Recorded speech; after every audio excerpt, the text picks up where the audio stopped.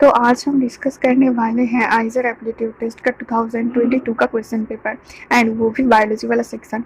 तो first question is which of the following correctly, क्या कहा है करेक्टली, क्या कहा है correctly represent the number of sister chromatid centromeres and the chromosome arms of a, कौन सा वाला क्रोमोसोम का मेटासेंट्रिक, कौन सा वाला क्रोमोसोम का मेटासेंट्रिक क्रोमोसोम का ड्यूरिंग किस समय में माइटोटिक प्रोसेस में, किस समय में पूछा गया है माइटोटिक प्रोसेस में।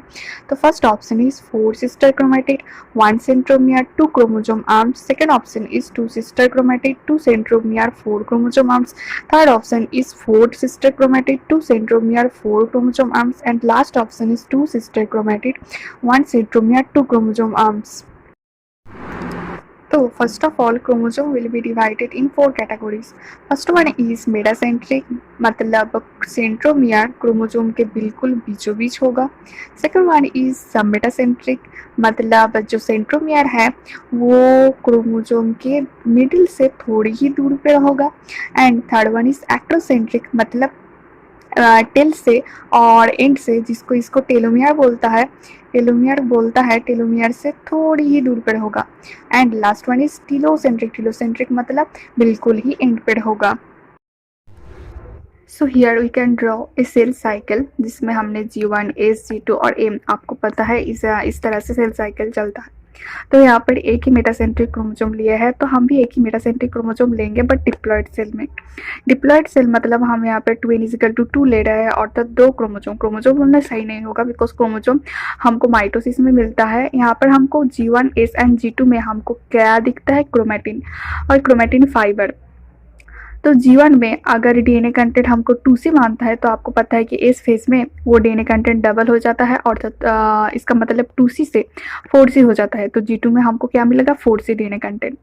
डीएनए कंटेंट डबल मतलब क्रोमोजोम या क्रोमेटिन डबल होना नहीं. देखो डीएनए कंटेंट यहाँ पर G1 फेज में, यहाँ पर हमने दो क्रोमेटिन लिया है. आप क्रोमोजोम तो माइटोसिस में बोलते हैं, तो जीवन में 2 क्रोमेटिन फाइबर लिया है. यहाँ पर 2n=2 है, और इस फेज में वो क्या हुआ कि 2n=2 है, 2 ही क्रोमोजोम है, बट वो यहाँ पर 2 क्रोमेटिन के आर्म आगे है. क्रोमेटिन के आर्म ये पूरा इसको क्या कहते हैं, क्रोमेटिड. ये पूरा इसको क्या कहते हैं, chromatid.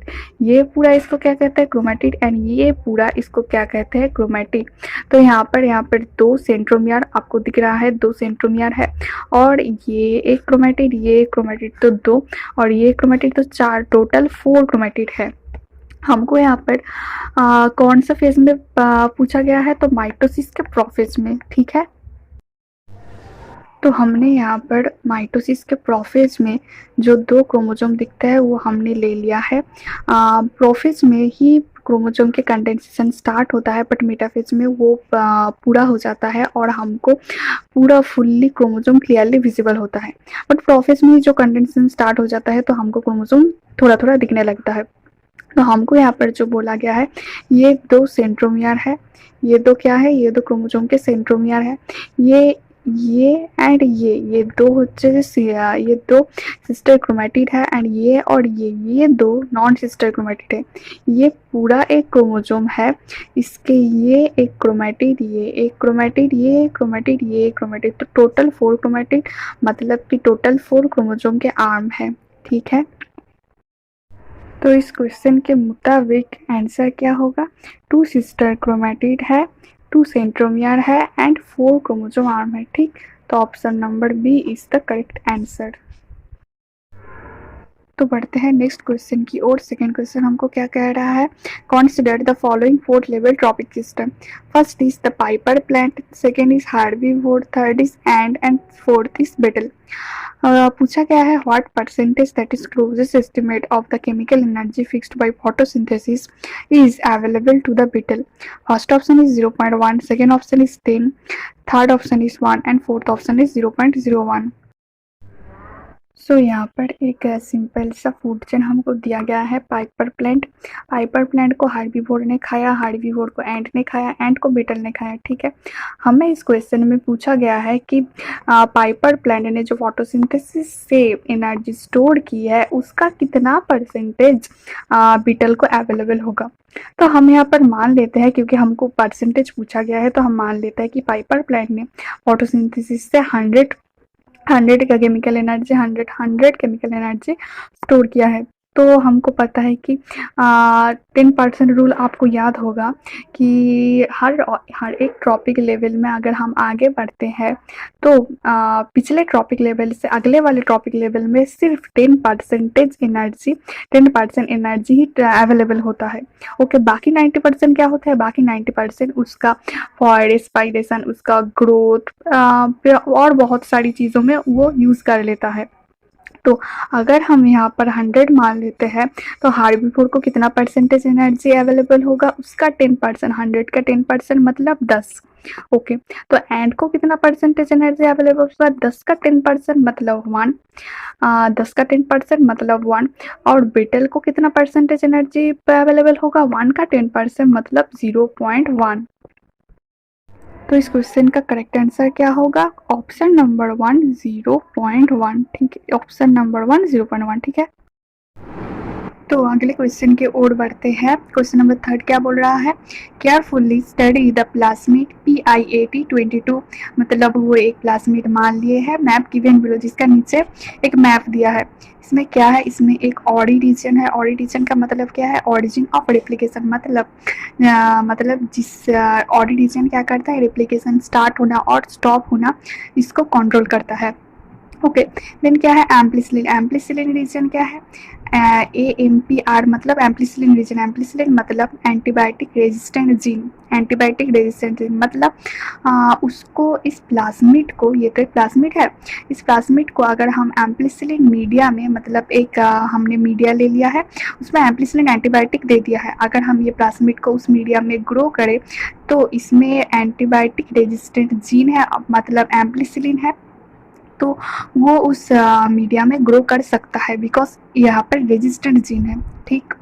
Then hint 3 BAM-H1 NDE1 NOT1 and EcoR1, ये सब लोग क्या है, ये है रिस्ट्रिक्शन एंजाइम। अर्थात इसमें से अगर हम हिंट 3 मतलब यहाँ पर कट लगाए, रिस्ट्रिक्शन एंजाइम, ये सब रिस्ट्रिक्शन एंजाइम है, कट लगाए तो ये प्लाज्मिड 2 टुकड़े हो जाते हैं।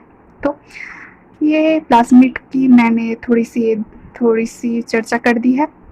तो आते हैं क्वेश्चन पे, क्या पूछ रहा है, a gene was inserted at one of the restriction site of, ये जो प्लाज्मिड है उसमें हमने एक जीन को इंसर्ट कर दिया है। ये जो रिस्ट्रिक्शन साइट है इसमें से रिस्ट्रिक्शन साइट में कट लगा के ये जीन हमने इंसर्ट कर दिया है, ठीक। Then upon transformation of the plasmid containing the inserted gene, no transformant were obtained when grown on the antibiotic selection medium, which is the most likely the restriction site used for the gene insertion, yielding no transformants। मतलब हमने इसको एक medium में, antibiotic selection medium में grown करी है, gene को insert करने के बाद ट्रांसफॉर्मेशन और ट्रांसफॉर्म किया है किसमें, एक एंटीबायोटिक सिलेक्शन मीडियम में। तो वो बोल रहा है कि नो ट्रांसफॉर्मेंट्स और ऑब्टेन ग्रो नहीं किया, मतलब कोई भी ट्रांसफॉर्मेंट्स ग्रो नहीं किया है। तो वो तो हमसे पूछा गया है कि कौन सा रिस्ट्रिक्शन साइट में हमने कट लगाया है। वो क्या, ऑप्शन नंबर ए है BAM-H1, सेकेंड है हिंट 3, थर्ड है NOT1 एंड फोर्थ है EcoR1, ठीक है। तो पहले समझो ट्रांसफॉर्मेशन होता क्या है। ट्रांसफॉर्मेशन मतलब एक जगह से दूसरी जगह में पहुंचाना। तो हमने यहाँ पर एक पेट्री डिश लिया है और वहाँ पे नो एंटीबायोटिक, कोई भी एंटीबायोटिक हमने यहाँ पर नहीं डाला है। तो अगर हम यहाँ पर वो प्लाज्मिड को अगर हम ले आए तो ये आसानी से यहाँ पर ग्रो कर सकता है। अगर हम यही प्लाज्मिड को अगर हम एंटीबायोटिक एम्प्लिसिलिन जो एंटीबायोटिक है, वो एंटीबायोटिक मीडियम में हमने अगर मीडियम डाल दिया है और हमने अगर वही प्लाज्मिड को इस मीडियम में, और जहाँ पर एंटीबायोटिक प्रेजेंट है इस मीडियम में अगर हम डालें, वो एंटीबायोटिक ग्रो नहीं कर रहा है। तो इसका क्या मतलब है। और ये प्लाज्मिड में, जिस प्लाज्मिड में हमको दे रखा है, इस प्लाज्मिड में एक क्लोनिंग साइट है और एक ही एंटीबायोटिक रेजिस्टेंट जीन है और वो है एम्पलीसिलिन। तो अगर हम इसमें से कट लगाए, मतलब एम्पलीसिलिन रीजन में जो रेस्ट्रिक्शन एंजाइम है कौन सा था, इको R1 था, अगर हम यहाँ पर कट लगाए और यहाँ पर ही जीन जो जीन हमको डालने वाला है वो जीन अगर हम इसमें डाल दें तो एम्पलीसिलिन रीजन तो हट जाएगा और यहाँ पर क्या आ जाएगा, यहाँ पर हमने जो जीन ऑफ इंटरेस्ट था वो जीन हमने यहाँ पर डाल दिया है, तो यहाँ पर वो आके जगह दखल कर लेगा, तो जगह बना लेगा जीन में।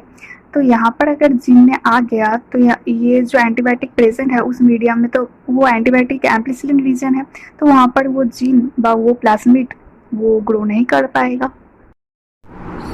सो इस क्वेश्चन का करेक्ट आंसर क्या होगा, option number D echo R1 क्या होगा, option number D echo R1, ठीक है।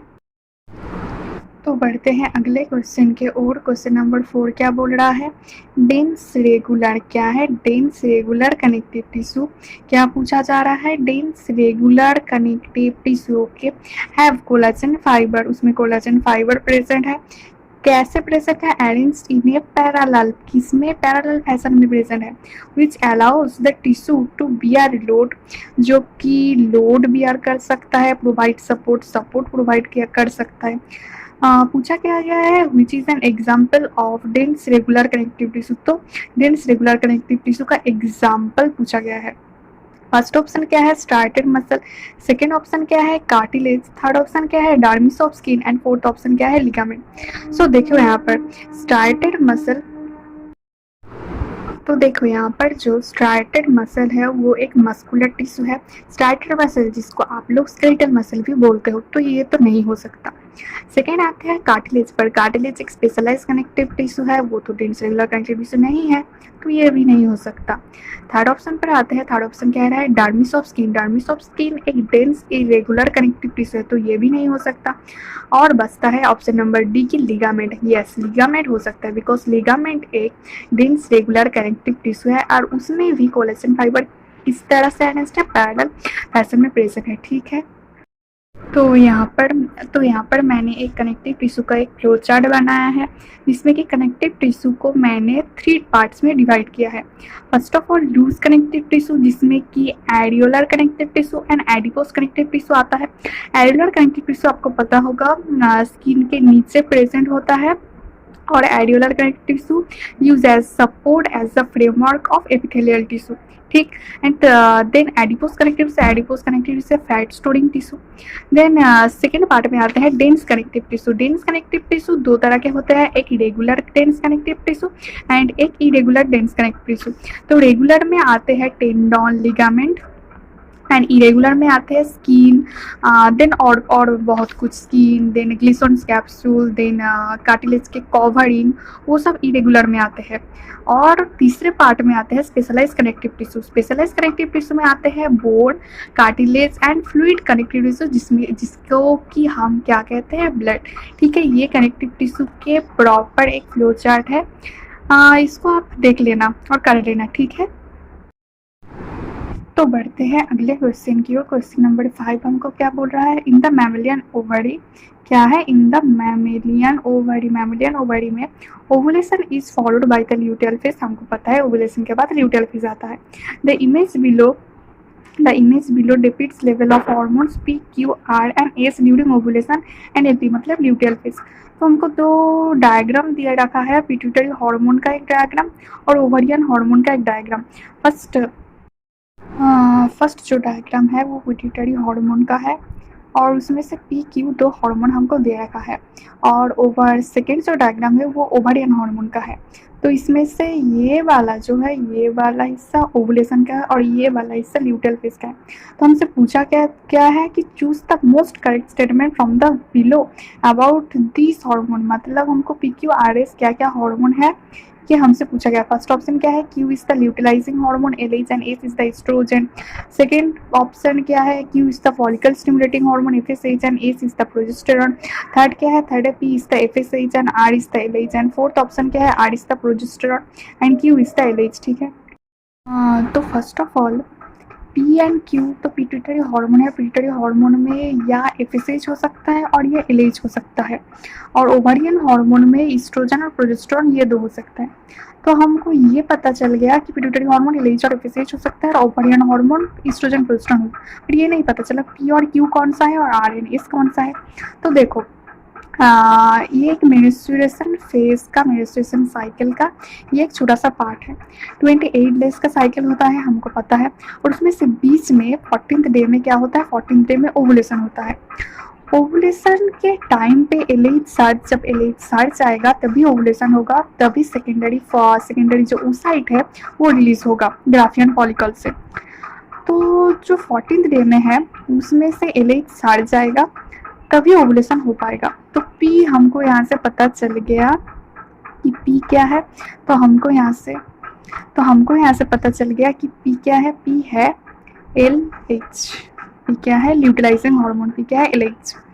तो यहाँ से क्यू क्या है, क्यू भी हमको पता चल गया, क्यू क्या हो सकता है FSH, ठीक, बिकॉज ओवुलेशन में LH सट जाएगा तो LH का लेवल हाई होगा किसके कंपेयर में, FSH के कंपेयर में, ठीक है। तो अब हमको पता लगाना है आर एंड एस क्या है। तो यहाँ पे LP मतलब ल्यूटिलाइजिंग फेज है। तो ये जो ल्यूटियल फेज है उसको हम ल्यूटियल क्यू बोलते हैं, बिकॉज ऑफ और ल्यूटियल फेज के ओवुलेशन के बाद जो सेकेंडरी oocyte रिलीज होता है, उसके बाद जो रेमनेंट ऑफ ग्राफियन फॉलिकल बचता है वो ग्राफियन फॉलिकल क्या हो जाता है, कॉर्पस ल्यूटियम में कन्वर्ट हो जाता है। तो कॉर्पस ल्यूटियम यहाँ पर बनता है, तो इसलिए हम इसको ल्यूटियल फेज बोलते हैं। कॉर्पस ल्यूटियम मानते हैं, कॉर्पस ल्यूटियम बहुत सारे हार्मोन रिलीज करते हैं, like progesterone, oestrogen, relaxin etc, but mainly progesterone release करता है। तो ल्यूटियल फेज में एस हार्मोन तो क्या होगा, एस हार्मोन क्या होगा, ये एस जो होगा वो होगा प्रोजेस्टेरोन, क्या होगा वो होगा प्रोजेस्टेरोन एंड आर, तो आर क्या होगा, आर होगा ईस्ट्रोजन। क्यों ईस्ट्रोजन क्यों होगा, बिकॉज ओवुलेशन के आगे फॉलिकुलर फेज आता है। फॉलिकुलर फेज में primary follicle, secondary follicle, tertiary follicle, then graafian follicle बनता है। और ये जो फॉलिकल्स है, ये फॉलिकल क्या रिलीज करता है, ये फॉलिकल कई तरह के ईस्ट्रोजन हार्मोन रिलीज करते हैं। तो ये आर क्या होगा, आर ईस्ट्रोजन होगा। तो इसमें से हमसे पूछा गया है कि करेक्ट हार्मोन क्या है, क्यू ल्यूटिलाइजिंग हार्मोन, क्यू क्या ल्यूटिलाइजिंग हार्मोन नहीं, क्यू तो FSH है, तो ये ऑप्शन गलत है। Q is follicle stimulating hormone, yes Q FSH है। एंड एस इज प्रोजेस्टेरोन है, यस एस इज प्रोजेस्टेरोन, तो option number B is the correct answer. तो बढ़ते हैं अगले क्वेश्चन की ओर। क्वेश्चन नंबर 6 क्या बोल रहा है, the membranes labyrinth of the inner ear is encased by a bony labyrinth and has a series of membranes assisting in the process of hearing। तो मेम्ब्रेनस labyrinth क्या है, अंदर है, किसके अंदर है, बॉनी labyrinth के अंदर। तो बॉनी labyrinth बाहर है और मेम्ब्रेनस labyrinth क्या अंदर है। ये किसका है, ये इनर ईयर का अंदर वाली स्ट्रक्चर है। So and have a series of membrane, तो कौन से मेम्ब्रेन है, हम अगर इनर ईयर को देखें तो उसमें 3 टाइप्स के मेम्ब्रेन होते हैं। First of all Reissner's membrane, then tectorial membrane, then basilar membrane. ये 3 तरह के मेम्ब्रेन होते हैं जो हमारी हियरिंग प्रोसेस में मदद करता है। तो हमको क्या पूछा गया है, चूज द करेक्ट ऑप्शन, क्या है correct statement about the series of membrane related events during the process of hearing. तो इसमें से हमको करेक्ट बोलना है, ठीक है। तो ऑप्शन नंबर 1 क्या बोल रहा है, sound waves induce ripples in the basilar membrane which bends and presses the hair cells against the retinar membrane। Option number B क्या बोल रहा है, sound waves induce ripples in the tectorial membrane which bends and presses hair cells against the basilar membrane। Third option क्या बोल रहा है, sound waves induce ripples in the Reissner's membrane which bends and presses hair cell against the basilar membrane। Fourth option is sound waves induce ripples and in the basilar membrane which bends and presses hair cells against the tectorial membrane। तो here we can draw a diagram of inner ear, जिसमें कि बाहर है perilymph field bony labyrinth and अंदर में क्या है, अंदर में है एंडोलिम्फ फील्ड मेम्ब्रेनस लाबाइरिंथ। ठीक, तो साउंड ट्रेवल करते हुए ओवल विंडो पे आएगा एंड वो इधर में हम इनर ईयर को 3 कंपार्टमेंट में डिवाइड कर सकते हैं। एकदम नीचे वाला है स्काला टिम्पैनी, भीतर वाला है स्काला मीडिया, मतलब कि अंदर वाला है स्काला मीडिया एंड एकदम ऊपर वाला है स्काला वेस्टिब्यूली। ठीक, तो ओवल विंडो से साउंड ट्रेवल करते हुए फर्स्ट ऑफ ऑल स्काला वेस्टिब्यूली में आएगा। स्काला वेस्टिब्यूल में आते आते वो स्काला मीडिया को ट्रेवल करते हुए स्काला टिम्पैनी पे आएगा एंड वो क्या करेगा, वो रिपल करेगा। यहाँ पर 3 तरह के मेम्ब्रेन है, मैंने पहले भी बताया है। इसमें फर्स्ट ऑफ ऑल यहाँ पर क्या है, रेजनर्स मेम्ब्रेन, जो कि स्काला वेस्टिब्यूल के एकदम नीच में है एंड यहाँ पर है बैसिलर मेम्ब्रेन, जिसके ऊपर ऑर्गन ऑफ कॉर्टी, आपको पता होगा जो हियरिंग प्रोसेस में बहुत मदद करता है वो है ऑर्गन ऑफ कॉर्टी। ऑर्गन ऑफ कॉर्टी से हेयर सेल्स जुड़े हुए हैं एंड ऑर्गन ऑफ कॉर्टी के नीचे एकदम नीचे ही क्या प्रेजेंट है, बैसिलर मेम्ब्रेन एंड ये हेयर सेल्स के ऊपर क्या प्रेजेंट है, टेक्टोरियल मेम्ब्रेन। ठीक, तो साउंड वेव ट्रेवल करते हुए स्काला टिम्पैनी में आएगा और किस में रिपेल करेगा, ये बैसिलर मेम्ब्रेन पे रिपेल करेगा। जैसे ही बैसिलर मेम्ब्रेन में रिपेल करता है वो ऑर्गन ऑफ कॉर्टी भी रिपेल हो जाता है एंड हेयर सेल्स क्या होगा, ऑर्गन ऑफ कॉर्टी से जुड़े हुए हेयर सेल्स क्या होगा, बेंड हो जाएगा एंड बेंड होके वो टेक्टोरियल मेम्ब्रेन को छू लेगा। तो टेक्टोरियल मेम्ब्रेन यहाँ पर मैंने नहीं दिखाया है, बट टेक्टोरियल मेम्ब्रेन से बहुत सारे ऑडिटरी नर्व जुड़े हुए होते हैं एंड ऑडिटरी नर्व क्या करते हैं, सीधा मैसेज व हियरिंग के जो मैसेज है वो कहाँ पर ले जाएगा, ब्रेन में ले जाएगा। ठीक है, यही प्रोसेस है हियरिंग का। तो समझ में आया? तो इस क्वेश्चन का सही आंसर क्या होगा, ऑप्शन नंबर डी। आप भी पढ़ लीजिए। साउंड वेव क्या मैंने समझाया है कि साउंड वेव फर्स्ट रिपल कहाँ पर करता है, बैसिलर मेम्ब्रेन में, देन जो बेंड करता है और प्रेस करता है हेयर सेल को किसके अगेंस्ट में, टेक्टोरियल मेम्ब्रेन के अगेंस्ट में, क्योंकि हेयर सेल्स के ऊपर ही क्या कौन सी मेम्ब्रेन प्रेजेंट है, टेक्टोरियल मेम्ब्रेन। ठीक है, तो इसका सही आंसर क्या होगा, ऑप्शन नंबर डी। तो बढ़ते हैं अगली क्वेश्चन की ओर। क्वेश्चन नंबर 7 क्या बोल रहा है, study the following pedigree carefully. क्या पूछ रहा है हमसे, pedigree, where the shaded shapes represent the affected individual, मतलब जो शेडेड शेप है वो किसको रिप्रेजेंट करता है, अफेक्टेड इंडिविजुअल को। तो हमको यहाँ पर पेडिग्री एनालिसिस दिया हुआ है, इसमें से P मतलब पेरेंटल इंडिविजुअल, F1 मतलब filial one generation and F2 मतलब फिलियल 2 मतलब बच्चे। Based on the given pedigree, deduce the mode of inheritance and the genotype of F1 male। मतलब हमको इस पेडिग्री में बोलना है इनहेरिटेंस क्या है एंड F1 जो मेल है, मतलब ये जो मेल है उसका हमको जीनोटाइप निकालना है। ठीक, तो ऑप्शन नंबर 1 क्या बोल रहा है, autosomal dominant and homozygous, autosomal dominant and heterozygous, Y link dominant and hemizygous and option number 4 क्या बोल रहा है, X link dominant and hemizygous.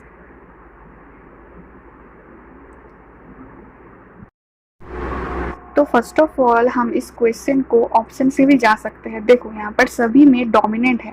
अब मैं तुमको डोमिनेंट और रिसेसिव का चक्कर समझा। तो देखो, अगर सभी जनरेशन में इफेक्टेड इंडिविजुअल है तो वो पक्का डोमिनेंट होगा। अगर जनरेशन गैप में, मतलब अगर देखो पेरेंटल में इफेक्टेड है बट F1 में कोई एक में इफेक्टेड इंडिविजुअल नहीं है पर उसके दूसरे जनरेशन में इफेक्टेड है तो वो पक्का रिसेसिव होगा। ठीक, तो यहाँ पर वाई लिंक डोमिनेंट में क्या होगा, अगर वो male individual, male parental individual अगर इफेक्टेड है तो सभी मेल क्या होगा, इफेक्टेड होगा। बट यहाँ पर इसमें देखो, यहाँ पर इसमें मेल क्या है, मेल इफेक्टेड नहीं है, मतलब नॉर्मल है। बट यहाँ पर ये मेल देखो, ये मेल क्या है, इफेक्टेड है, मतलब ये तो वाई लिंक नहीं है। इसमें भी देख रहा है ये मेल नॉर्मल है बट ये मेल इफेक्टेड कैसे हो गया, तो ये वाई लिंक तो क्या होगा, वाई लिंक नहीं हो सकता। ठीक, तो आओ अब हम बात करते हैं एक्स लिंक्ड डोमिनेंट पर। सो मैंने यहाँ पर जो नॉर्मल एक्स लिया है वो डोमिनेंट के लिए और जो एक्स डैश लिया है वो रिसेसिव के लिए। यहाँ पर बोल रहा है एक्स लिंक डोमिनेंट क्या होगा, इफेक्टेड होगा। तो हमने मान लिया कि जो इंडिविजुअल मेल इफेक्टेड है वो एक्स वाई है, मतलब कि डोमिनेंट वाला क्या होगा, इफेक्टेड होगा, और जो रिसीव वाला जो फीमेल है वो क्या है, नॉर्मल है। बट यहाँ पर देखो इन दोनों के जो F1 का मेल है वो मेल मतलब पेरेंट जो मेल है उससे तो Y लिंक्ड जीन आएगा और जो फीमेल है उससे X डैश जीन आएगा। बट अगर ये हुआ, अगर एक्स डैश वाई हुआ तो वो इंडिविजुअल क्या होगा, नॉर्मल होगा। बट यहाँ पर तो इफेक्टेड दिया रखा है तो ये तो पॉसिबल नहीं है, तो ये एक्स लिंक्ड डोमिनेंट तो पॉसिबल नहीं है। और यहाँ पर देखो, यहाँ पर फीमेल पेरेंट से इस बच्चे पर एक्स डैश आएगा और मेल पेरेंट से एक्स आएगा, तो ये पॉसिबल हो भी सकता है और नहीं भी हो सकता है। तो ये एक्स लिंक डोमिनेंट तो नहीं होगा, बिकॉज ये जो मेल इंडिविजुअल है, जो मेल बच्चा है उसका तो नॉर्मल आ रहा है, वो एक्स लिंक डोमिनेंट शो नहीं कर रहा है। ठीक है। हाँ, तो अब बात करते हैं ऑटोजोमल डोमिनेंट पर। मैंने यहाँ पर मान लिया है कैपिटल ए जीन क्या है, डोमिनेंट, एंड स्मॉल ए क्या है, स्मॉल ए रिसेसिव है। तो यहाँ पर ऑटोजोमल डोमिनेंट बोल रहा है तो कैपिटल ए स्मॉल ए क्या होगा, इफेक्टेड होगा, और नॉर्मल तो रिसेसिव होगा, नॉर्मल रिसेसिव स्मॉल ए क्या होगा, नॉर्मल होगा, मतलब रिसेसिव फीमेल ये है। एंड इसके जो F1 वाले जो प्रोजेनी है वो इफेक्टेड है, तो कैपिटल ए पापा से कैपिटल ए आएगा और फीमेल से फीमेल पेरेंट से स्मॉल ए आएगा। एंड ये क्या है, ये डोमिनेंट है, कैपिटल ए डोमिनेंट है, तो डोमिनेंट को डोमिनेंट वाला प्रकाश होगा, तो कैपिटल ए स्मॉल ए क्या होगा, इफेक्टेड इंडिविजुअल होगा। एंड यहाँ पर स्मॉलेस्ट फीमेल क्या है, फीमेल नॉर्मल है, तो हम यहाँ पर स्मॉलेस्ट स्मॉल मान लेते हैं। कैपिटल स्मॉलेस्ट से अगर हम क्रॉस कराए तो यहाँ पर देखो, यहाँ पर सभी जो फीमेल इंडिविजुअल है वो स्मॉलेस्ट स्मॉल है एंड वो क्या है, नॉर्मल है, नॉर्मल है, इसलिए हम इसको रिसेसिव मान लेते हैं। यहाँ पर हमने कैपिटल स्मॉल ए क्यों माना है इस मेल को, बिकॉज ऑफ इसके जो फीमेल F2 प्रोजेनी है, वो F2 प्रोजेनी के जो भी फीमेल है वो नॉर्मल है। ये नॉर्मल हो सकता है, अगर मैं इसको कैपिटल स्मॉल ए मानूँ तभी ये नॉर्मल हो सकता है, वरना नहीं। इस क्रॉस को देखो, अगर हम कैपिटल स्मॉल ए के साथ क्रॉस करते हैं स्मॉल ए के साथ, तो कैपिटल स्मॉल ए भी हो सकता है एंड स्मॉल ए भी हो सकता है। ये तो इफेक्टेड इंडिविजुअल होगा, बट ये क्या होगा, ये नॉर्मल होगा।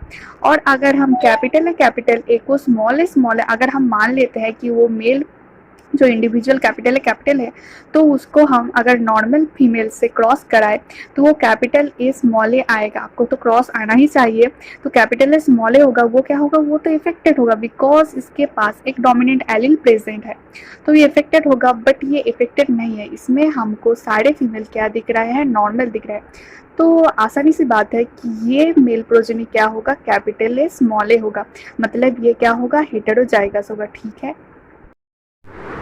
तो इस क्वेश्चन का सही आंसर क्या होगा, option number B. Option number B क्या बोल रहा है, ऑटोजोमल डोमिनेंट होगा, और वो मेल क्या होगा, हेटेरोजाइगस होगा। क्या होगा, हेटेरोजाइगस, मतलब कैपिटल ए स्मॉल ए होगा। ठीक।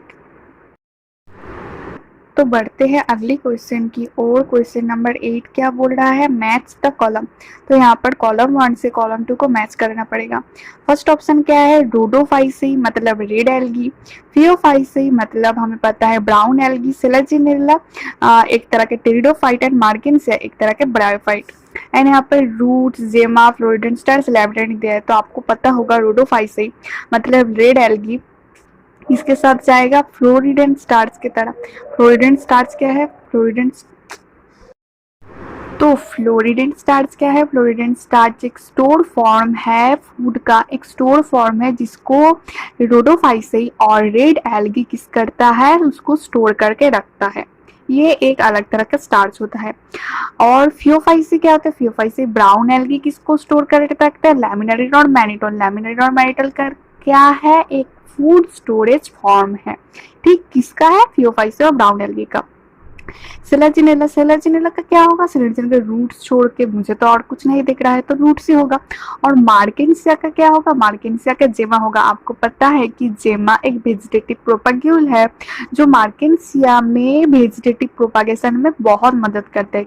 ठीक है, तो कौन सा ऑप्शन जाएगा? और फोर किस में जाएगा? फोर के साथ क्यू जाएगा, ठीक है।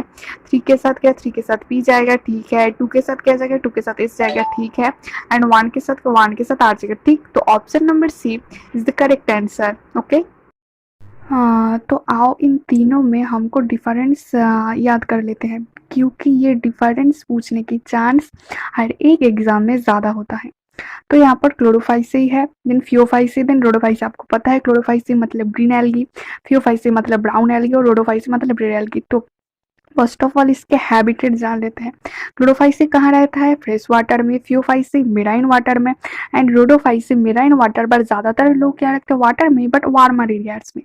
ठीक, इसके सेल वाल के बारे में जान लेते हैं। क्लोरोफाइसी मतलब ग्रीन एल्गी में इनर में सेलुलोस होता है, आउटर में पेक्टोस होता है। इसमें सेल वाल में सेलुलोस होता है, बट एक और नई तरह की सब्सटेंस होता है, उसको कहते हैं अल्जिन।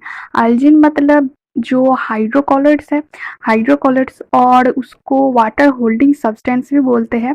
उसमें फियोफाइसी मतलब ब्राउन एल्गी में वो एल्जिन है, एंड रेड एल्गी में वो काराजिन है। ठीक, अब फ्लैजिला के बारे में देखते हैं। फ्लैजिला यहाँ पे 2 to 18 नंबर है। एपिकल है मतलब सर पे है, एंड इक्वल साइज मतलब दो भी होगा तो दो इक्वल साइज का होगा, आठ भी होगा, आठ इक्वल साइज का होगा। ठीक, यहाँ पर ब्राउन में flagella two in number and lateral होगा मतलब साइड पे होगा, और अनइक्वल होगा मतलब एक छोटा एक बड़ा होगा। और रेड एल्गी में फ्लैजिला एब्सेंट है मतलब फ्लैजिला नहीं है। यहाँ पर पिगमेंट है, देखो पिगमेंट की अगर बात करें तो सभी में क्लोरोफिल ए तो कॉमन है। यहाँ पर बी, सी एंड डी इस तरह से याद रहा। और फ्यूकोजैंथिन, बिकॉज ब्राउन कलर किससे आता है? फ्यूकोजैंथिन से। और ये रेड कलर किससे आता है? फाइकोएरिथ्रिन से। यहाँ पर फूड स्टोरेज क्या होता है? स्टार्च के फॉर्म पे या ऑयल के फॉर्म पे। एंड यहाँ पर store food in the form of laminarin and mannitol. इसमें लैमिनारिन और मैनिटोल के हिसाब से स्टोर होता है, और इसमें फ्लोरिडेंट स्टार्च के फॉर्म पे। फ्लोरिडेंट स्टार्च, एक बात याद रखना कि फ्लोरिडेंट स्टार्च सिमिलर है एमाइलोपेक्टिन एंड ग्लाइकोजन के स्ट्रक्चर से। ठीक, स्ट्रक्चर से। और इन तीनों का आप एग्जाम्पल जरूर कर लीजिएगा, बिकॉज एग्जाम्पल्स भी बहुत इंपॉर्टेंट है। ठीक, तो ये फ्लो चार्ट आप लोग कर लीजिएगा, स्क्रीनशॉट ले लीजिएगा, और ये फ्लो चार्ट आप तैयार कर लीजिएगा। ठीक, तो बढ़ते हैं अगले क्वेश्चन की ओर। क्वेश्चन नंबर 9 हमको क्या बोल रहा है? द ट्यूनिका मीडिया लेयर, जो ट्यूनिका मीडिया लेयर है वो found in the blood vessels is thicker in the arteries than in the veins. तो हमको पता है जो ट्यूनिका मीडिया लेयर है वो आर्टरीज में थिक होता है than the vein, because arteries में प्रेशर, ब्लड बहुत प्रेशर से, बहुत जोर प्रेशर से मूव करता है। यदि आर्टरी ब्रेक ना हो जाए और बर्स्ट ना हो जाए, इसके लिए आर्टरी में जो ट्यूनिका मीडिया लेयर है वो क्या होता है? थिक होता है। Then in the veins, veins में क्या होता है? वेन्स में वाल्व्स होता है, वाल्व्स की वजह से वेन में वो रुक रुक के ब्लड क्या होता है? रुक रुक के ट्रेवल करता है, इसलिए ब्लड का जो फ्लो है वो स्लोअर होता है इन कंपेयर टू आर्टरीज। तो पूछा क्या है? Choose the correct statement. क्या correct statement regarding the tunica media? तो ट्यूनिका मीडिया के बारे में कौन सा ऑप्शन सही है? तो आर्टरीज हो या वेन हो, इन दोनों में ही क्या होता है? 3 लेयर होते हैं। एकदम बाहर वाला लेयर ट्यूनिका एक्सटर्ना, जो कि फाइब्रस कनेक्टिव टिश्यू मतलब जिसमें कोलेजन फाइबर की से बना हुआ है। एंड जो ट्यूनिका मीडिया लेयर है वो किससे बना हुआ है? Smooth muscle and elastic fibre से। ठीक, और उसका अंदर वाला लेयर क्या कहता है? ट्यूनिका इंटाइमा। ट्यूनिका इंटाइमा किससे बना हुआ है? स्क्वामस एंडोथेलियम से। ठीक, तो आइए ऑप्शन पढ़ते हैं। It is rich in elastic fibre and involuntary muscle. Involuntary muscle माने मतलब स्मूथ मसल। तो ठीक ऑप्शन A1 ही करेक्ट है। It is rich in collagen fibre. नहीं नहीं, कोलाजन फाइबर किस में मिलता है? ट्यूनिका एक्सटर्ना में। तो ये तो गलत है। And third is valves in veins are derived from this layer. No, valves किससे बनते हैं? ट्यूनिका इंटाइमा से। भार्ब्स जो वेन में है वो एकदम अंदर में प्रेजेंट है, अंदर में। तो अंदर में कौन सा लेयर है? अंदर में तो ट्यूनिका इंटाइमा है। तो भाल्व भी किससे बना हुआ होगा? ट्यूनिका इंटाइमा से। तो ये तो गलत ऑप्शन है। It is stratified squamous. No no no, stratified squamous कौन होते हैं? मैंने बोला है कि स्ट्रैटिफाइड स्क्वामस ट्यूनिका इंटाइमा है। स्ट्रैटिफाइड ना सिंपल स्क्वामस ट्यूनिका इंटाइमा है। ठीक, तो इस क्वेश्चन का सही आंसर क्या होगा? Option number A. तो आइए बढ़ते हैं अगले क्वेश्चन की ओर। क्वेश्चन नंबर 10 क्या बोल रहा है? इन ए हाइपोथेटिकल पॉपुलेशन, क्या है? Hypothetical population, the intrinsic rate of increase is 1। Intrinsic rate मतलब जो हम स्मॉल आर से जिसको रिप्रेजेंट करते हैं। And the carrying capacity, carrying capacity मतलब कैपिटल के, जिसको हम कैपिटल के से रिप्रेजेंट करते हैं, इज 15,000। एज्यूमिंग लॉजिस्टिक ग्रोथ, क्या एज्यूम करना है हमको? Logistic growth. ग्रोथ दो तरह के होते हैं, एक तो लॉजिस्टिक ग्रोथ और एक एक्सपोनेंशियल ग्रोथ। ठीक, पूछा क्या क्या है? At what population size will the population stop growing. तो कौन से पॉपुलेशन साइज में पॉपुलेशन स्टॉप ग्रोइंग होगा?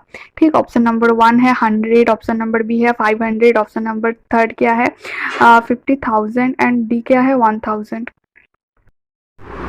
तो देखो, पॉपुलेशन ग्रोथ को हम दो तरह के डिवाइड कर सकते हैं। एक होता है लॉजिस्टिक ग्रोथ एंड दूसरा होता है एक्सपोनेंशियल ग्रोथ। लॉजिस्टिक ग्रोथ क्या होता है? एस शेप्ड होता है और एक्सपोनेंशियल ग्रोथ जे शेप्ड होता है।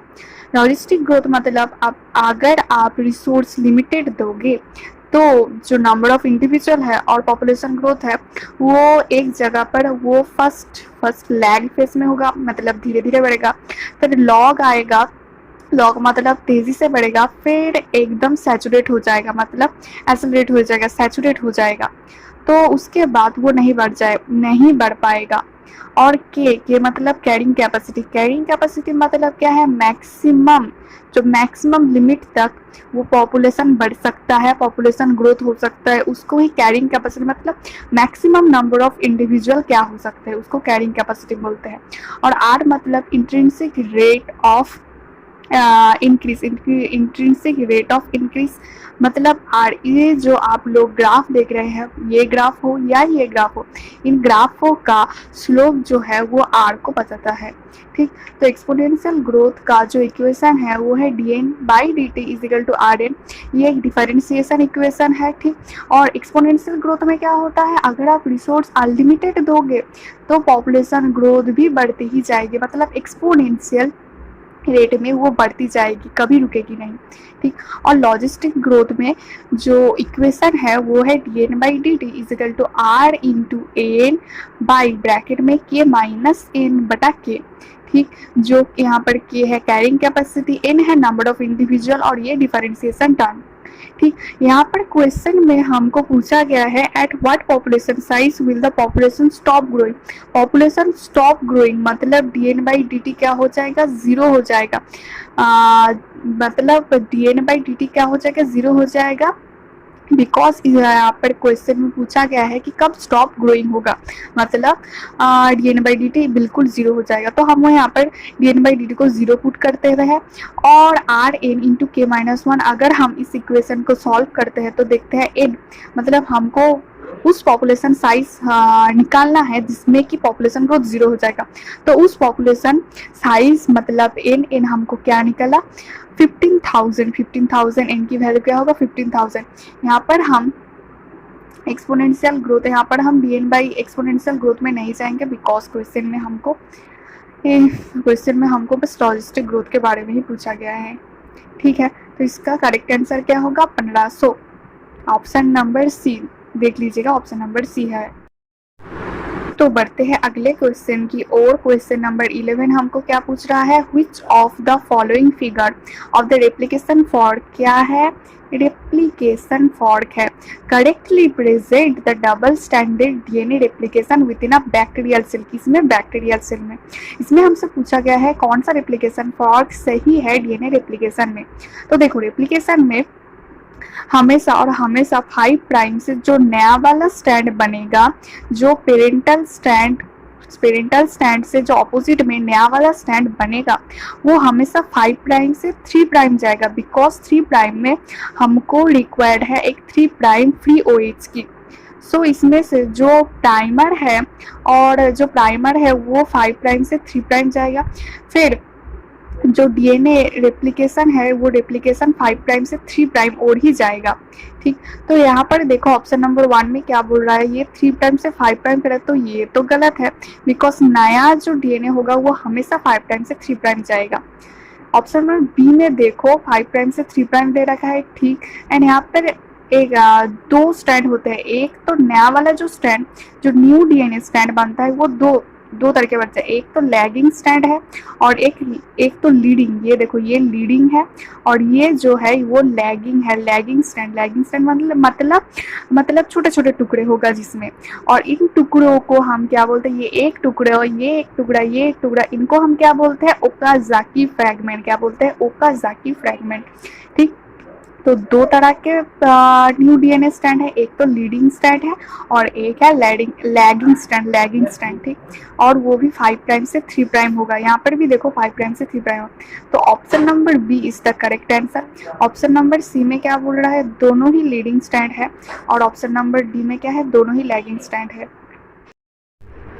तो बढ़ते हैं अगले क्वेश्चन की ओर। क्वेश्चन नंबर 12 हमसे क्या कह रहा है, इन भार्टिब्रेट्स में joints help maintain the body framework and assist in different types of movement. मतलब जॉइंट्स क्या करते हैं, बॉडी फ्रेमवर्क को मेंटेन करते हैं एंड असिस्ट करते हैं डिफरेंट टाइप्स ऑफ मूवमेंट को। तो पूछा गया है चूज द करेक्ट स्टेटमेंट, क्या पता है सही स्टेटमेंट क्या है अबाउट द फाइब्रस जॉइंट। हमसे क्या जॉइंट पूछा गया है, हमसे पूछा गया है फाइब्रस जॉइंट के बारे में बताओ।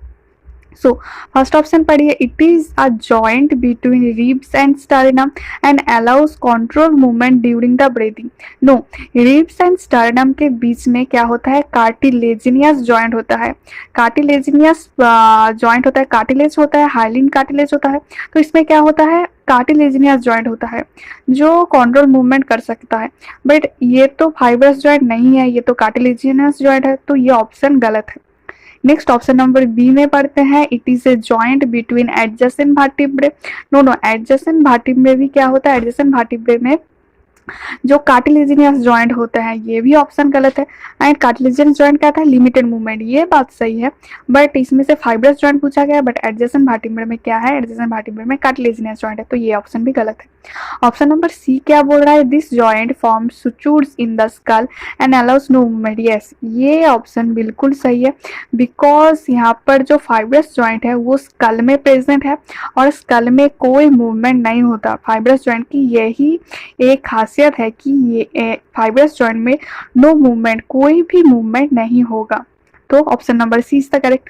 ऑप्शन नंबर डी क्या बोल रहा है, this joint is found between the two pelvic girdle and allows conditional movement. No, दो पेल्विक गार्डल के बीच में भी फाइब्रस जॉइंट होता है, बट वो कंडीशनल मूवमेंट नहीं, वो नो मूवमेंट कराता है, कोई भी मूवमेंट नहीं कराता है। दो पेल्विक गार्डल के बीच को क्या बोलते हैं, प्यूबिक सिम्फाइसिस। तो पेल्विक गार्डल के बीच का जो हिस्सा है उसको हम प्यूबिक सिम्फाइसिस बोलते हैं, वो भी फाइब्रस जॉइंट से ही बनता है, बट वो कोई मूवमेंट नहीं कराता है। तो option number C is the correct answer. तो यहाँ पर देखो, यहाँ पर हमने जॉइंट्स का एक फ्लो चार्ट बना है। जॉइंट्स को हम 3 पार्ट में डिवाइड कर सकते हैं। First of all fibrous joint, second is cartilaginous joint and third is synovial joint. ठीक, फाइब्रस जॉइंट क्या करता है, फाइब्रस जॉइंट में नो मूवमेंट, क्या होगा, कोई भी मूवमेंट नहीं होगा, जिसका एग्जाम्पल क्या है, sutures of the skull bone, because skull bone में कोई भी मूवमेंट नहीं होता। सेकेंड आते हैं, सेकेंड है कार्टिलेजिनियस जॉइंट। कार्टिलेजिनियस जॉइंट में क्या होता है, लिमिटेड मूवमेंट, मतलब थोड़ी ही मूवमेंट होगा। ठीक, ना मूवमेंट के बीच में नो मूवमेंट और मूवमेंट के बीच में थोड़ी ही मूवमेंट होगा, और इसका एग्जाम्पल क्या है, between the adjacent vertebrae in the vertebral column. जो वर्टिब्रल कॉलम है उसके बीच में जो जॉइंट प्रेजेंट है वो क्या है, वो है कार्टिलेजिनियस जॉइंट। ठीक, एंड थर्ड आते हैं साइनोवियल जॉइंट में। साइनोवियल जॉइंट में कंप्लीट मूवमेंट होगा, मूवमेंट यहाँ पर अलाउ है। तो देखो साइनोवियल जॉइंट को हम 5 तरह से डिवाइड कर सकते हैं। First of all ball and socket joint. Ball and socket joint कहाँ पर होता है? बिटवीन द ह्यूमेरस, मतलब जो हैंड है, हैंड का ह्यूमेरस एंड पेक्टोरल गार्डल, इन दोनों के बीच में। और हम अगर लेग्स की बात करें तो लेग्स में फीमर एंड पेल्विक गार्डल, इन दोनों के बीच में होते हैं। किस तरह के joint? Ball and socket. Ball and socket मतलब एक बॉल जैसी चीज होगा, वो एक सॉकेट मतलब एक इस तरह से देखो, इस तरह से जो बॉल होगा, इस तरह से एक बॉल इस तरफ से हमने इस हाथ से इसको पकड़ रखा है, ये है ball and socket joint. Then second है हिंज जॉइंट। हिंज जॉइंट किसमें प्रेजेंट है? हिंज जॉइंट का एग्जाम्पल क्या है? Knee joint and elbow joint. Elbow में, एल्बो को हम एक ही तरफ से उसको हम फोल्ड कर सकते हैं, दूसरी तरफ से अगर हम ऑपोजिट से उसको फोल्ड करना चाहे तो हम वो नहीं पड़ेंगे, वो नहीं होगा हमसे। और इस तरह से नी जॉइंट भी, नी जॉइंट को हम एक ही तरफ से मूव कर सकते हैं, ऑपोजिट से अगर हम उसको फोल्ड करें तो वो नहीं होगा। थर्ड आते हैं पाइवोट जॉइंट पे। पाइवोट जॉइंट कहाँ पर प्रेजेंट है? Between the atlas and axis. And next आते हैं, फोर्थ नंबर पर आते हैं ग्लाइडिंग जॉइंट। ग्लाइडिंग जॉइंट कहाँ पर प्रेजेंट है? Between the carpals. And saddle joint किधर में प्रेजेंट है? Between the carpal and metacarpal of the thumb. ये टेबल आप जरूर कर लीजिएगा, बिकॉज इस टेबल से क्वेश्चन पूछा जा सकता है। ठीक, तो देखो मैंने यहाँ पर एक सिंपल सा हैंड का स्ट्रक्चर लिया है। ये देखो, ये जो बोन है, ये आटो बोन क्या है? ये आटो बोन को हम रिस्ट बोन बोलते हैं, इसको ही हम कार्पल बोलते हैं। क्या बोलते हैं? कार्पल। आप खुद के हाथ के साथ ये देख सकते हो, इसमें ये 8 तरह के कार्पल है जिसको हम रिस्ट बोन बोलते हैं। फिर उसके बाद ये जो 5 तरह के है, ये 5 बोन को हम मेटाकार्पल बोलते हैं। क्या बोलते हैं? मेटाकार्पल। देखो यहाँ पर जो कार्पल है, वो कार्पल के बीच में ही क्या जॉइंट प्रेजेंट है? Gliding joint. इनके बीच में ग्लाइडिंग जॉइंट मतलब हम अपने रिस्ट को एकदम 360 डिग्री मूव कर सकते हैं, इधर उधर जिधर भी चाहे मूव कर सकते हैं। और यहाँ पर क्या है? यहाँ पर मेटाकार्पल है। तो कार्पल और मेटाकार्पल के जो थंब है, ये देखो, इसमें हम थंब को रिप्रेजेंट करते हैं। थंब को हम 2 फोल्ड में ही डिवाइड कर सकते हैं, और थंब के अलावा बाकी फिंगर को हम 3 फोल्ड में, मतलब 3 हिस्से में डिवाइड कर सकते हैं। तो टोटल ये जो हिस्से हैं, इन सब बोन्स को हम क्या बोलते हैं? इन सब बोन्स को हम फैलांजेसिस बोलते हैं। तो ये क्या है? ये कार्पल है। ये 5 क्या है? तो मेटाकार्पल क्या है? मेटाकार्पल 5 इन नंबर। कार्पल क्या है? कार्पल 8 इन नंबर, मेटाकार्पल 5 इन, और फैलांजेसिस इज 14 इन नंबर। काउंट कर लो, ये 14 ही होगा फैलांजेसिस। ठीक, तो थंब, कार्पल मतलब जो थंब है, थंब के कार्पल एंड मेटाकार्पल के बीच में क्या है? बीच में ये सैडल जॉइंट प्रेजेंट है, बिकॉज थंब को हम ऊपर नीचे भी कर सकते हैं और साइडवेज भी मूवमेंट कर सकते हैं। तो ये स्पेशल टाइप का जॉइंट का, तो इसलिए हम इसको सैडल जॉइंट बोलते हैं। ठीक, तो बढ़ते हैं अगले क्वेश्चन की ओर। क्वेश्चन नंबर 13 हमको क्या कह रहा है? अ पिगमेंट, एक पिगमेंट है in a newly discovered photosynthetic plant. क्या है? एक newly discovered photosynthetic plant species है, has an absorption spectrum as shown in the figure. इसमें से एक फिगर हमको दे रखा है जिसमें एब्जॉर्प्शन और वेवलेंथ के बीच में एक ग्राफ खींचा गया है। इसमें हमको ये दिख रहा है कि जो एब्जॉर्प्शन है वो 500 और 600, इन दोनों के बीच में एब्जॉर्प्शन क्या है? मैक्सिमम हो रहा है। हमको ये पता है कि फोटोसिंथेसिस के लिए लाइट एक मेजर रिक्वायरमेंट होता है, लाइट एक मेजर रोल प्ले करता है। उसमें से भी रेड और ब्लू वेवलेंथ, इसमें क्या होता है? इसमें फोटोसिंथेसिस के रेट हाईएस्ट होता है। बट इसमें एक आर्टिफिशियल हमको एक एब्जॉर्प्शन स्पेक्ट्रम दिया गया है, और पूछा गया है which of the following graphs best represent the action spectrum।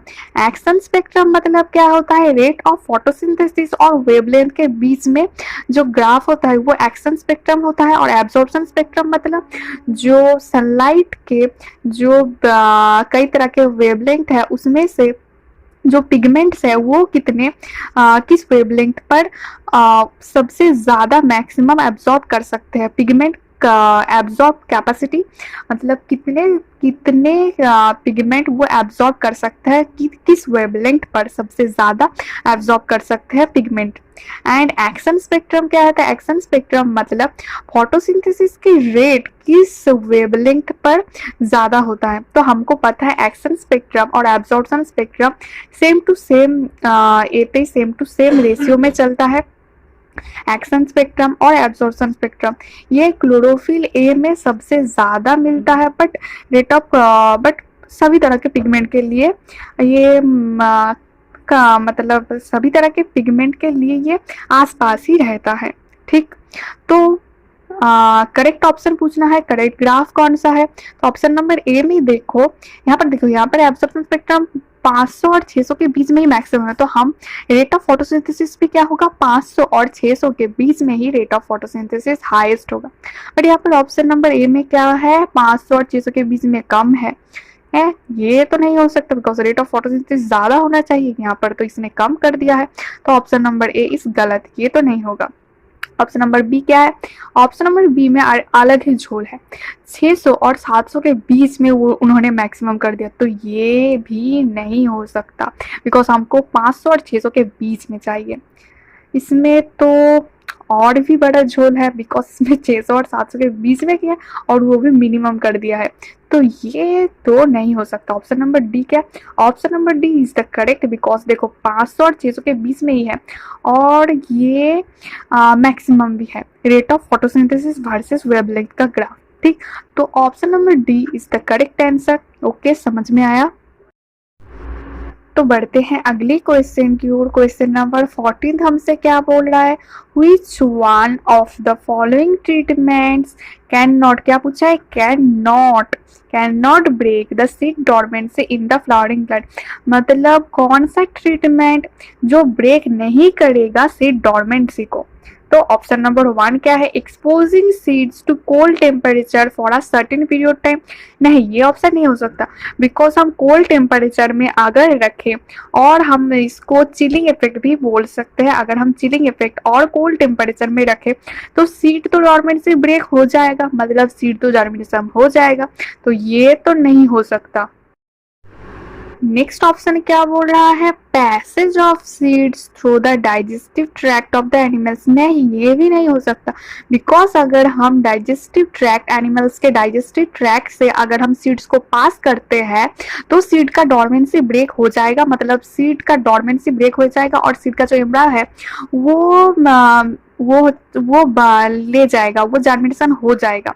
सो ये ऑप्शन भी क्या है? ये ऑप्शन भी गलत है, बिकॉज हमसे यहाँ पर क्या पूछा है? कैन नॉट पूछा है। अंडरलाइन करके रखो कैन नॉट, जहाँ भी आपको नॉट या कैन नॉट या इनकरेक्ट, ये सब अगर आप ये सब वर्ड अगर आ जाए क्वेश्चन में तो हमेशा हमेशा इसको अंडरलाइन कर लेना, पर सर्कल कर लेना। ओके, नहीं तो आप ये क्वेश्चन गलत करके, ये हमेशा मेरे साथ होता था कि मैं गलत करता ही करता था। ठीक, तो second question, treating, third option क्या है? Treating the seeds with the plant hormone like abscisic acid. हाँ, ये ऑप्शन सही हो सकता है, बिकॉज एब्सिसिक एसिड क्या है? एब्सिसिक एसिड को हम क्या बोलते हैं? स्ट्रेस हार्मोन बोलते हैं। क्यों बोलते हैं स्ट्रेस हार्मोन? बिकॉज ये स्ट्रेस कंडीशन को झेल सकता है। इस हार्मोन के पास स्ट्रेस कंडीशन, कई तरह के स्ट्रेस कंडीशन होते हैं, वो इस एब्सिसिक एसिड उसको हेल्प कर देता है। लाइक सीड डॉर्मेंसी को ही पकड़ लो, सीड डॉर्मेंसी में एब्सिसिक एसिड का ही रोल है। एब्सिसिक एसिड सीड डॉर्मेंसी को मेंटेन करने में बहुत मदद करता है, मतलब सीड जर्मिनेशन, जो सीड जर्मिनेशन है उसको क्या करेगा? इनहिबिट करेगा। ठीक, तो option number C is the correct answer. Option number D क्या बोल रहा है? Gentle abrasion of the seed coat by rubbing seeds under sand paper. नहीं, ये तो मैन मेड है। ये अभी मैंने जो दो ऑप्शन ए और बी ऑप्शन पढ़ा है वो क्या है? वो नेचुरल मेथड है, और वो जो ऑप्शन डी है ये मैन मेड है। मैन मेड क्या कहता है? सीड कोड को हम अगर रबिंग करें या हम कोई नाइफ से अगर सीड कोड को बार बार धक्का दे, बार बार धक्का दे, तो क्या होगा? सीड जर्मिनेशन हो जाएगा और सीड डॉर्मेंसी ब्रेक हो जाएगा। तो ये ऑप्शन भी नहीं होगा, option number C is the correct answer.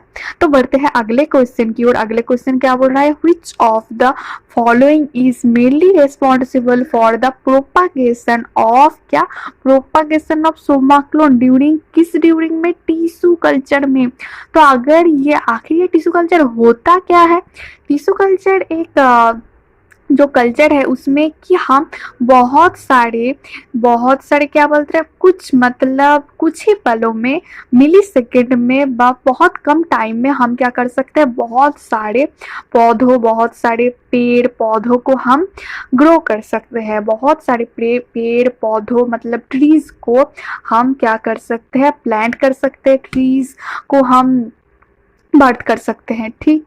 और इसमें ये एक टिश्यू कल्चर है, टिश्यू कल्चर एक प्रोसेस है। उसमें से क्या होगा, हमें पूछा गया है कि कौन सा प्रोसेस में होगा, कौन सा प्रोसेस रिस्पॉन्सिबल है सोमाक्लोन बनाने में। तो देखो टिश्यू कल्चर में क्या होता है, जो सोमाक्लोन होते हैं, सोमाक्लोन को क्लोन, देखो क्लोन मतलब जेरोक्स कॉपी, ठीक। एक मतलब जो भी प्लांट यहाँ पर बना होगा व बन रहा होगा वो सभी एक ही प्रकार के होंगे, मतलब सिमिलर होंगे, नो डिफरेंस उसमें, उन दोनों में, उन बच्चों में। बाद मतलब क्या, जो पेरेंट्स से, मतलब वो बच्चे जो पेरेंट्स वो प्लांट, प्रोजेनी प्लांट जो पेरेंट प्लांट से भी होगा वो पेरेंट प्लांट के डिक्टो कॉपी होगा, इसलिए हम उसको सोमाक्लोन बोलते हैं। और ये प्रोसेस कहाँ पर पॉसिबल है, एकमात्र माइटोसिस में ये पॉसिबल है, माइटोसिस में ही ये पॉसिबल है कि पेरेंट की तरह बिल्कुल सिमिलर हो एंड जो भी प्रोजेनी बने वो बिल्कुल सिमिलर, वो किस में पॉसिबल है, एक और एक ही मात्र माइटोसिस में पॉसिबल है। तो option number C is the correct answer. म्यूसिस पे क्यों नहीं होगा, बिकॉज म्यूसिस में तो रिडक्शन डिविजन हो जाएगा, म्यूसिस में तो डिफरेंशिएशन आ जाएगा और ये तो हमको नहीं चाहिए। टिश्यू कल्चर में तो क्या होगा, माइटोसिस चाहिए, ठीक। तो इसी तरह से हम बायोलॉजी के पूरे 15 क्वेश्चन कर चुके हैं। अगली वीडियो में मैं केमिस्ट्री के पूरा केमिस्ट्री के जो भी बचे कुछ सवाल है वो करवा दूंगी, तो प्लीज़ आप बने रहिए, ठीक है। और अगर आपको इस बायोलॉजी के जो मैंने किया है, जो जैसे प्रीवियस ईयर के क्वेश्चन मैंने किया है उसमें अगर कोई भी आपको डाउट आ रहा है तो प्लीज़ कमेंट सेक्शन में हमको बताइए, तो हम उसका रिजोल्यूशन करेंगे, ठीक। तो तब तक के लिए बने रहिए हमारे साथ and thank you so much